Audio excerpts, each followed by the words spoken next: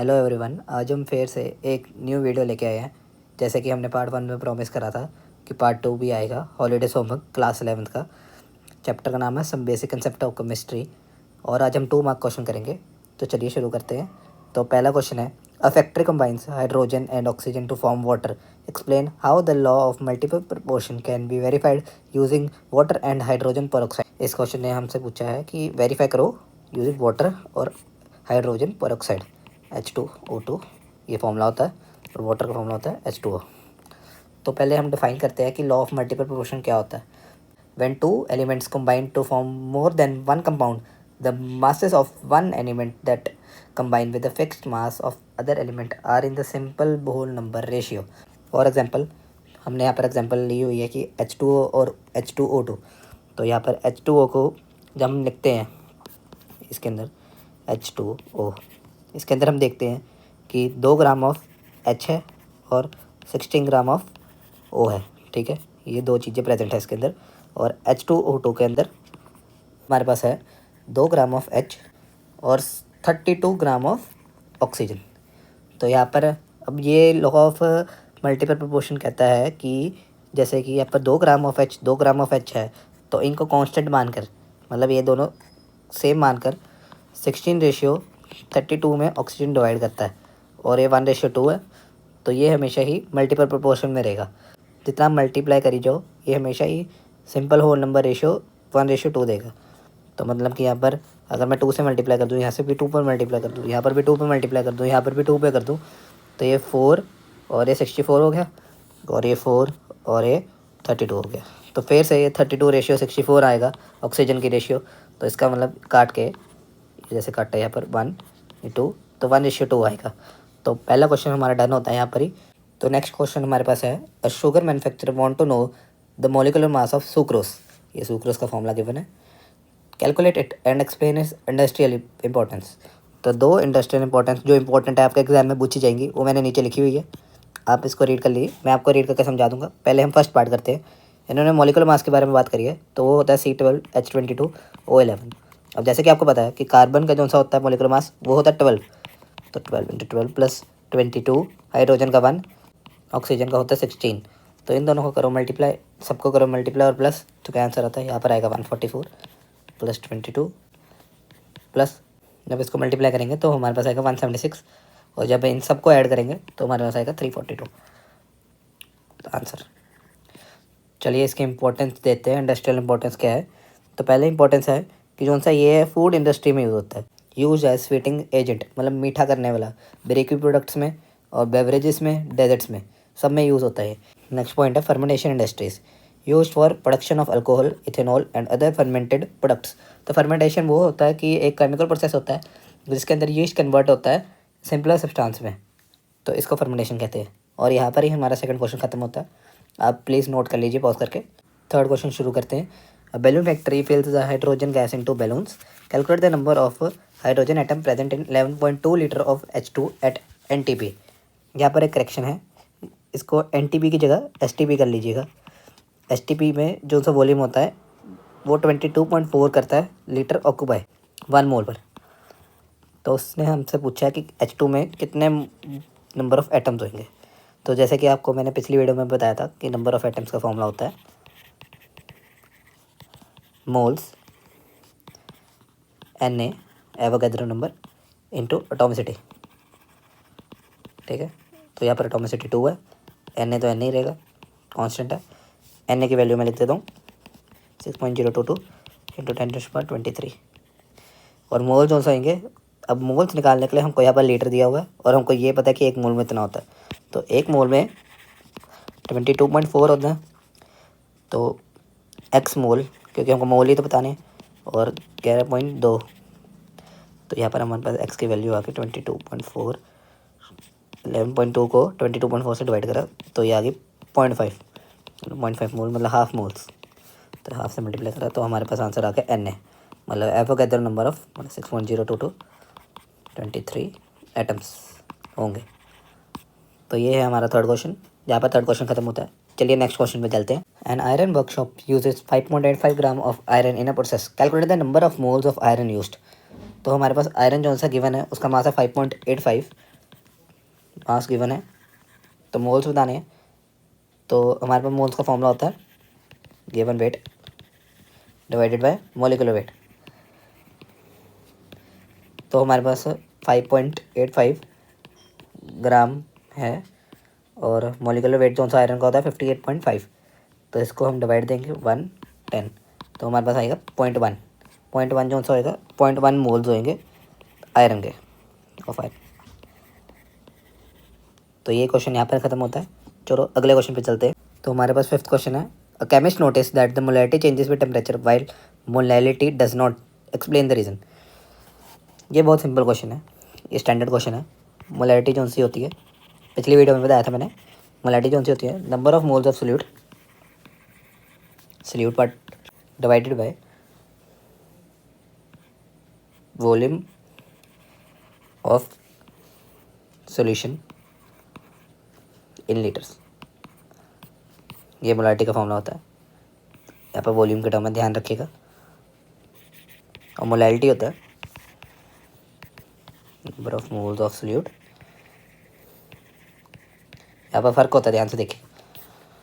यहाँ पर आता है mass of solvent in KG. यहाँ पर हमारे पास मास है और ये आपको पता है कि जो सा वॉल्यूम होता है वो टेम्परेचर डिपेंडेंट होता है। मतलब कि आप किसी चीज़ को हीट करोगे तो वो वेपरेट हो जाएगा, वो इतना हिस्सा उड़ जाएगा तो उसका वॉल्यूम कम हो जाएगा। तो इससे ये पता लगता है कि जो सा वॉल्यूम है वो टेम्परेचर डिपेंडेंट है और वॉल्यूम टेम्परेचर डिपेंडेंट है तो इसके चेंज होने से इस पे चेंज होएगा और इस पे चेंज होने पे इस पे चेंज होएगा। तो हमारा जो क्वेश्चन था उसने यही कहा था कि मोलैरिटी जो सा है चेंजेस विद टेम्परेचर और मोलैरिटी नहीं होती। तो मोलैरिटी नहीं होती क्योंकि उसमें मास है तो चेंज कहाँ से होएगी। तो इसलिए ये आंसर होएगा कि इसमें वॉल्यूम की टर्म है तभी ये चेंज हो जाती है और इसके अंदर नहीं है तो ये चेंज नहीं होती। नेक्स्ट क्वेश्चन देखते हैं। An unknown atom is to be found 10.1 times heavier than 1/12 of mass of carbon atom, calculate its atomic mass in AMU। तो अननोन मास जो सा है वो 10.1 टाइम्स हैवियर है 1/12 ऑफ कार्बन एटम के। तो हमारे पास 10.1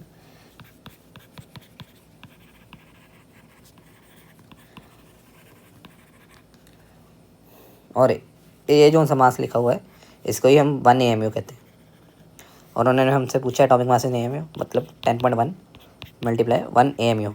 तो हमारे पास आंसर आ गया 10.1 AMU। बहुत सिंपल क्वेश्चन था ये। तो अगला क्वेश्चन देखते हैं। During the preparation of ammonia nitrogen gas is used in excess while hydrogen gas gets consumed completely, identify the limiting agent and explain it importance. तो इंपॉर्टेंस इसकी ये है, उन्होंने कहा एक्सप्लेन करो। तो पहले हम रिएक्शन लिखते हैं। उन्होंने कहा preparation of ammonia, ammonia prepare करना है, नाइट्रोजन गैस इज यूज्ड और हाइड्रोजन की बातें चल रही हैं। तो यहाँ से तो आपको देख के हिंट लगी गई होगी कि हमने करना क्या है। तो पहले हम लेंगे H2 फिर लेंगे N2 तो हमारे पास बनेगा NH3। अमोनिया का फॉर्मूला होता है NH3। तो अब इसको बैलेंस करेंगे। यहाँ पर हमारे पास 2 नाइट्रोजन यहाँ पर 3 हाइड्रोजन यहाँ पर 6 हो गए, यहाँ पर भी 6। तो ये बैलेंस होगी। नाइट्रोजन गैस एक्सेस में, नाइट्रोजन एक्सेस में और जो सा हाइड्रोजन है वो कंज्यूम हो जाता है मतलब लिमिट में। तो अब इसने इंपॉर्टेंस पूछी है कि लिमिटिंग एजेंट की क्या इंपॉर्टेंस है। तो यही है इंपॉर्टेंस की, ये लिमिटिंग एजेंट यही है कि लिमिटिंग एजेंट जो सा होता है जैसे कि ये लिमिटिंग एजेंट है, ये कितना अमोनिया बना उसको कंट्रोल करता है। मतलब इसके अगर 1 मोल होएगा और इसका 2 मोल होएगा तो हमारे पास 1 मोल अमोनिया बनेगा क्योंकि ये लिमिट में है, 1 मोल ही है और ये 2 मोल है। तो ज़्यादा कौन है, ज़्यादा ये है, कम कौन है, ये है। तो ये पहले ख़त्म हो जाएगा, फिनिश फर्स्ट। तो ये सिंपल से एग्जांपल से हमने क्वेश्चन को क्लियर कर दिया। तो ये क्वेश्चन यहाँ पर ही ख़त्म होता है, अब नोट कर लीजिए। हम नेक्स्ट क्वेश्चन में चलते हैं। नेक्स्ट क्वेश्चन है a student prepares 2 sugar solution, one using molarity and other using molarity, the difference between 2 concentration. बहुत सिंपल है, वही जैसे पिछले से पिछला क्वेश्चन था कि मोलैरिटी और मोलैलिटी में डिफरेंस पूछ रहा है। तो मोलैरिटी और मोलैलिटी दोनों में सॉल्यूट के moles, number of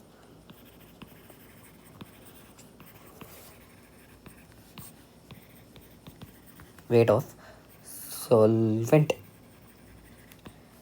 weight of solvent in kg।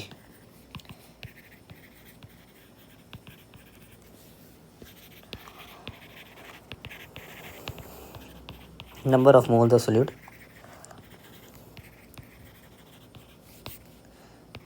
Volume of solution in litres, ये 2 है। अब ये सिंपल है, आप इसको कह सकते हैं कि टेम्परेचर डिपेंडेंट है, ये टेम्परेचर इंडिपेंडेंट है। तो दोनों टाइम कॉन्सेंट्रेशन टर्म में यही डिफरेंस है। चलिए ये क्वेश्चन यहाँ पर ख़त्म होता है, अगला क्वेश्चन पे आते हैं। इस क्वेश्चन में कहता है कि अ glucose solution is prepared by dissolving 1.8 gram of glucose in 25 gram of water H2O और ग्लूकोज का फॉर्मूला C6H12O6।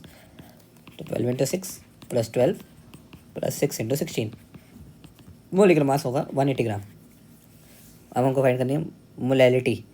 मोलैलिटी का फॉर्मूला अभी आपको मैंने बताया है, देखिए, number of moles of solute, weight of solvent in kg। तो अब मोलैलिटी फाइंड करने के लिए हम करेंगे 1.8, पहले मोल्स फाइंड करेंगे, डिवाइडेड बाय 180, ये मोल्स आ गए, मोल्स ऑफ ग्लूकोज, मोल्स आ गए। अब जो सा वेट ऑफ सॉल्वेंट है वो फाइंड करना है। तो अब वेट ऑफ सॉल्वेंट फाइंड करना है, 25 ग्राम जो सा है वो सॉल्वेंट ही है, तो इसको kg में करने के लिए 1000 से डिवाइड दे देंगे। तो मोल जो सा है वो 0.01, ये देखिए 100 0.01, और ये जो सा है 1/40, तो है 1/40।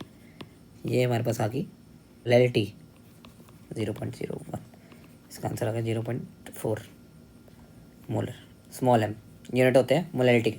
चलो नेक्स्ट पार्ट सॉल्व करते हैं इसका। अब नेक्स्ट पार्ट में कहा है mole fraction of glucose and water. Glucose and water की मोल फ्रैक्शन फाइंड करने के लिए बहुत सिंपल है। मोल फ्रैक्शन का फॉर्मूला होता है, पहले हम ग्लूकोज की फाइंड करेंगे। ग्लूकोज का फॉर्मूला होता है टोटल मोल्स, नीचे आएंगे और ऊपर आएंगे मोल ऑफ ग्लूकोज। तो यहाँ पर आइए 1.8 डिवाइडेड बाई 180 मोलिकुलर मास, ये इसके मोल्स आ गए ग्लूकोज के, और 1.8 डिवाइडेड बाई 180 प्लस 25/18, ये मोलिकुलर मास, इसके मोल्स वाटर के, ग्लूकोज के मोल्स, और ये ग्लूकोज के मोल्स, तो ये मोल फ्रैक्शन ऑफ ग्लूकोज आ गई। इसको सॉल्व करने के बाद हमारा आंसर आता है 0.00715, ये आंसर आता है। वाटर के लिए हम सॉल्व करेंगे 25 divided by 18, 1.8 divided by 180 plus 25 divided by 18। तो इसके सॉल्व करने के बाद मोल फ्रैक्शन ऑफ H2O, तो इसको सॉल्व करने के बाद 0.099285 आंसर आता है। और मोल फ्रैक्शन की याद रखिएगा, यूनिट्स नहीं होते। तो हमारे पास वैसे एक और मेथड था इसका सॉल्व करने का, जैसे कि हमने ग्लूकोज की मोल फ्रैक्शन निकाल ली थी, तो हम उसको 1 में से माइनस कर देते हैं। जैसे यहाँ पर 2 एलिमेंट है, दोनों के मोल फ्रैक्शन, जैसे काई जो सा सिंबल होता है वो मोल फ्रैक्शन का होता है, काई ये होता है सिंबल, और ये सिंबल काई का होता है, प्लस काई ऑफ वाटर 1 होती है। तो जैसे हमको इसको पता चल गया था, इसकी थी हमारे पास 0.007, राउंड ऑफ करके लिख लिया, और इसकी हमको पता नहीं x मान लेते हैं, और ये 1, तो x हमारे पास आ जाता राउंड ऑफ करके 0.992 समथिंग, मतलब इतना आ जाता।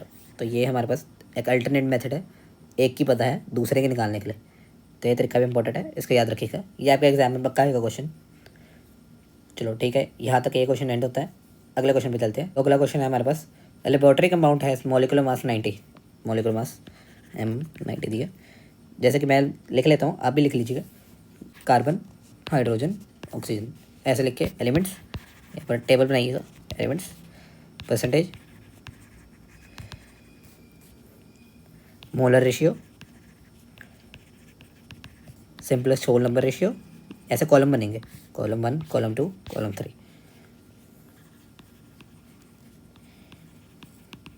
तो ऐसे करेंगे। परसेंटेज कितनी इसकी 26.6 क्वेश्चन में गिवन है।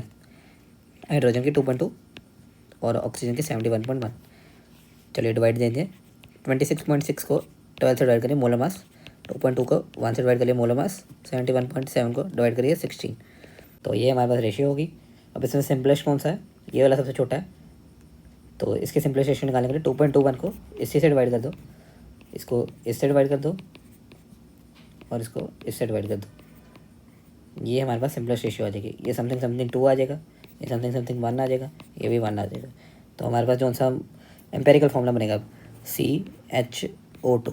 अब इसका निकालेंगे मास, तो हमारे पास आएगा ये पर 16 × 2 32, 12 + 1 + 32, तो ये हमारे पास आगे मास। और ये कितना होता है, तो आगे एन की वैल्यू निकालने के लिए हम करेंगे एन जो होएगा, जैसे कि मैंने आपको पिछली से पिछली वीडियो में बताया था, CH2O2 N। एन यहाँ पर एन नंबर आएगा, ये आएगा मॉलिक्यूलर मास को एम्पेरिकल मास से डिवाइड करके 90 / 45, तो एन हमारे पास आ गया 2। तो N2 यहाँ पर N2 पुट करेंगे, यहाँ पर 2 पुट करा, तो हमारे पास आंसर आया C2H2O4। तो ये हमारा हो जाएगा फाइनल आंसर। तो इसका मॉलिक्यूलर फॉर्मूला होगा ये। अब इसको आप टैली करने के लिए, मतलब चेक करने के लिए आप इसका मास निकाल कर देखेंगे, तो ये मास बिल्कुल मैच करेगा। चलो ठीक है, 12th क्वेश्चन यहाँ पर ही एंड होता है। अगले क्वेश्चन में चलते हैं। तो अगला क्वेश्चन हमारे पास है, explain how a balanced chemical reaction provide more information than a unbalanced. बड़ा नॉर्मल सा क्वेश्चन है। कहते हैं कि बैलेंस जो केमिकल रिएक्शन होती है वो ज़्यादा इन्फॉर्मेशन प्रोवाइड करती है अनबैलेंस से। तो ये ट्रू भी है देखा जाए तो। मैं आपको एग्जाम्पल से समझाता हूँ। जैसे H2 है प्लस O2 है, ये पानी बनाता है, ठीक है, ये अनबैलेंस्ड है, अनबैलेंस्ड।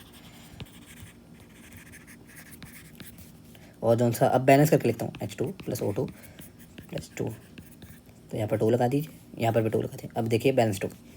तो यहाँ पर अब हमको पता चलता है इस क्वेश्चन में कि 2 मॉलिक्यूल H2 के, एक मॉलिक्यूल प्लस एक मॉलिक्यूल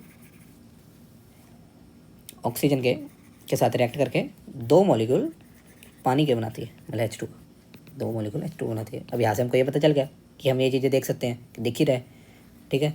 और अब ये अनबैलेंस वाली चीज़ में हमको ये चीज़ें पता ही नहीं कि कितने इसके मॉलिक्यूल, कितने इसके मॉलिक्यूल, कितने इसके मॉलिक्यूल, इसके कितने कितने रिएक्ट कर रहे हैं दोनों आपस में रिएक्ट करेंगे और कितने बनेंगे, कुछ पता ही नहीं है। सब कुछ अननोन है क्योंकि इसकी ये चीज़ें है नहीं, स्टोइचियोमेट्रिक कोएफिशिएंट ही नहीं है यहाँ पर मान। तो ये डिसएडवांटेज है कि ये ज़्यादा इन्फॉर्मेशन प्रोवाइड करती है इस तरीके से, ऑफ कंजर्वेशन ऑफ मास को ओबे करती है। अब देखिएगा, mass of reactant is equal to mass of product आएगा। अब करके देख लीजिए, इक्वली आएंगे, मतलब इन दोनों का मास इसके मास के बराबर होगा। ये फॉलो करेगा, ये फॉलो नहीं करेगा, कभी नहीं करेगा। अब करके देख लीजिए। चलिए अगले क्वेश्चन पे चलते हैं। चलिए अब 14th क्वेश्चन देखते हैं। Scientist use Avogadro hypothesis to determine the atomicity of gases like hydrogen and oxygen, explain with an example. सबसे पहले हम एवोगैड्रो हाइपोथेसिस को डिफाइन करते हैं। Avogadro hypothesis states that the equal volume of all gases at same temperature and pressure contain equal number of molecules। तो जैसे कि अब साइंटिस्ट ने जो सा ऑब्जर्व करा कि जैसे हम एग्जांपल लेते हैं 2H2 + O2 2H2O बनाती है। तो साइंटिस्ट ने ऑब्जर्व करा कि 2 वॉल्यूम ऑफ हाइड्रोजन गैस, एक वॉल्यूम ऑफ मतलब 2 लीटर 1 लीटर और यहाँ पर 2 लीटर बनाती है। ये इन्होंने ऑब्जर्व करा क्योंकि इसके स्टोइचियोमेट्रिक कोएफिशिएंट कितने 2 1 2, तो इसकी वजह से ये 2 लीटर 1 लीटर और 2 लीटर बनाती है। तो अब एवोगैड्रो हाइपोथेसिस के अकॉर्डिंग जो सी वॉल्यूम की रेशियो है, वॉल्यूम की रेशियो जैसे ये 2:1:2 में बन रहा है, तो इसकी जो सी वॉल्यूम की रेशियो है वही इसकी मॉलिक्यूल्स की रेशियो होगी।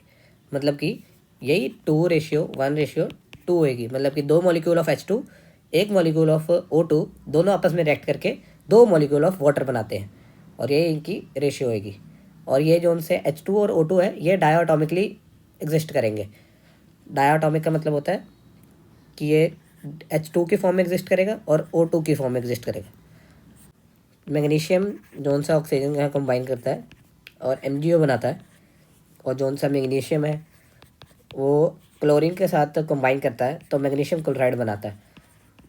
तो यहाँ पर जो सा 24 ग्राम होता है, आपको पता होगा मैग्नीशियम का, और यहाँ पर 32 ग्राम है, यहाँ पर 71 ग्राम है और यहाँ पर भी 24 ग्राम है। अब जो रेसिप्रोकेशन लॉ कहता है वो ये कहता है कि मैग्नीशियम का मास यहाँ पर 24 दोनों में, इसको कांस्टेंट रख के, और ये साथ वाले रिएक्टेंट का मतलब कि ऑक्सीजन एंड क्लोरीन, इनकी जो सी रेशियो है मासेस की वो सेम रहेगी 32:71। हमेशा ही 32:71 ही रहेगी। और ये जो सा है वेरीफाई कर देता है लॉ ऑफ रेसिप्रोकल प्रोपोर्शन। ये क्वेश्चन यहाँ तक था। चलो अगले क्वेश्चन में चलते हैं। नेक्स्ट क्वेश्चन पे चलते हैं। A student calculate the formula mass of NaCl and molecular mass of CO2, definition between formula and molecular mass. Simple formula mass ये होता है कि जैसे Na + Cl - Cl माइनस, ये दो चीज़ों से बना हुआ है, ठीक है। तो ये एक आयनिक दो आयनिक एलिमेंट्स है, एलिमेंट्स एक एक एलिमेंट से बनता है फॉर्मल मास। तो इसका आएगा 35.5 क्लोरीन का, इसका ये दोनों को प्लस करके हमारे पास आंसर आएगा 58.5 ग्राम, ठीक है। और मॉलिक्यूलर मास तो आपको पता ही है, C+O2, मतलब O2 ये एक पूरा मॉलिक्यूल है, 2 × 16 + 12, ये पूरा एक मॉलिक्यूल का मास है। ये हमारे पास आंसर देगा 44 ग्राम। चलिए बस ये क्वेश्चन यहाँ तक ही था, अगले क्वेश्चन में मूव ऑन करते हैं।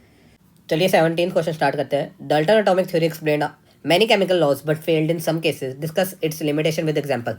चलिए हम डिस्कस करते हैं इसकी लिमिटेशन। इसकी 4 लिमिटेशन है, तो मैं पहली लिमिटेशन आपको एक्सप्लेन करता हूँ और साथ में स्क्रीन पे डिस्प्ले हो जाएंगी। Atoms are not individual. Dalton considered that atoms to be indivisible particles. However, atom contains subatomic particles such as electron, proton and neutrons. कोई भी एलिमेंट उठा लो आप एटॉमिक टेबल का, तो उसके अंदर सारों में इलेक्ट्रॉन, न्यूट्रॉन, प्रोटॉन होते हैं। पर डाल्टन कहता था कि वो इंडिविजिबल नहीं है, मतलब वो आगे डिवाइड ही नहीं हो सकता एटम, पर वो है, बल्कि है ऐसे कि एटम आगे डिवाइड हो जाता है। सेकंड पॉइंट पे चलते हैं। Atoms of same element are not always identical. ये भी बात ठीक है। Dalton stated that all the atoms of an element have same mass and properties, बल्कि ऐसा ट्रू नहीं है, क्योंकि सारों के सेम होगी तो फिर वो अलग अलग कैसे होंगे। तो इसकी एग्जांपल हमको देते हैं।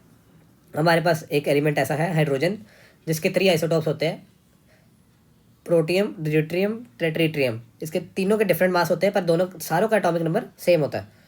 चलिए नेक्स्ट पॉइंट पे चलते हैं। Atoms of different element can have different mass. Dalton state that different elements have different mass. तो ये भी बात ठीक है। आइसोबार्स कहते हैं इनको, कि डिफरेंट एलिमेंट के पास डिफरेंट मास होए। आर्गन 40 होता है, कैल्शियम भी 40 होता है, दोनों का मास नंबर 40-40 है, पर आर्गन का एटॉमिक नंबर 18, कैल्शियम का एटॉमिक नंबर 20। अब फोर्थ पॉइंट पे चलते हैं। Atom can transform into nuclear reactions. Dalton ने बोला था कि जो उनसे एटम्स है वो कैन नॉट बी क्रिएटेड और डिस्ट्रॉयड और change into atoms of another element, पर ये ट्रू नहीं है। न्यूक्लियर रिएक्शन में ये चीज़ पॉसिबल है।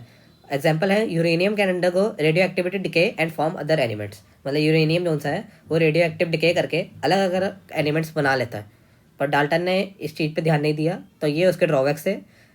और ये थे हमारे पास सारे 17 क्वेश्चंस। अगर आपको वीडियो पसंद आई तो प्लीज़ लाइक कर दीजिए और थर्ड पार्ट के लिए कमेंट कर दीजिएगा। Thank you and thanks for watching.